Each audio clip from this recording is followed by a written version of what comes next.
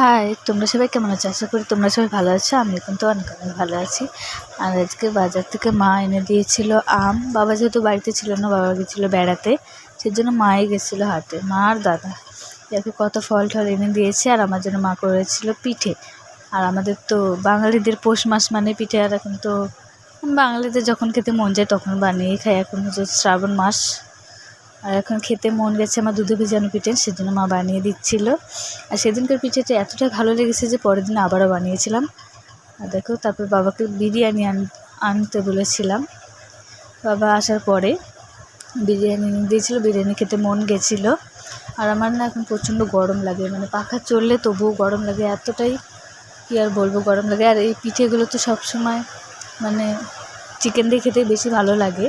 আর এটা আমি দুধে ভিজানো পিঠে করেছিলাম। অনেকের ওই দিক দিয়ে অনেক রকম নাম, আমাদের এখানে যেরকম সরা পিঠেও বলে, সাজের পিঠেও বলে। দেখো আমার এতটাই গরম লাগে কী আর বলবো। আর মা গেছিলো বর্ধমান, সেদিন সারাদিন বাড়িটা ফাঁকা ছিল, ভালো লাগছিল না একা একা। আর আমি এই ভিডিওটা এডিট করছি এখানে এসে, মানে আমার শ্বশুর বাড়িতে এসে। প্রায় 24-25 দিন থাকলাম।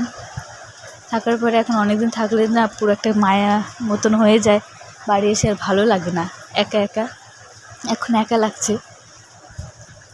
যাই হোক, দেখো ওইদিকে বৃষ্টি হয়েছিল আর আমি দিকে স্নান টান করে নিয়েছিলাম। তারপর জামা কাপড়গুলো মানে মেলতে ভুলে গেছিলাম, সেই জন্য জামা কাপড়গুলো আনতে যাচ্ছিলাম। তারপরে মেলে ঠেলে দিলাম। আর এই ভিডিওটা কেমন লাগলো অবশ্যই কিন্তু জানিও। ভিডিওটা এখন দেখতে পারবে না, ভিডিওটা এখন 6 মাস পরেই দেখতে পারবে সব ভিডিও। এখন আমি কোনো ভিডিওই ছাড়বো না। তখন হচ্ছিল বৃষ্টি, আর এখন যে আমি শ্বশুরবাড়ি এসে এডিট করছি ভিডিওটা, এখানেও কিন্তু প্রচুর বৃষ্টি হচ্ছে। এদিকে আমি ব্লাউজ সেলাই করে নিচ্ছি, আর বাইরে পড়ছে প্রচণ্ড বৃষ্টি। আর সেদিন আসার সময় বিরিয়ানি খেয়ে এসেছিলাম। যাই হোক, দেখা হচ্ছে নেক্সট ভিডিওতে।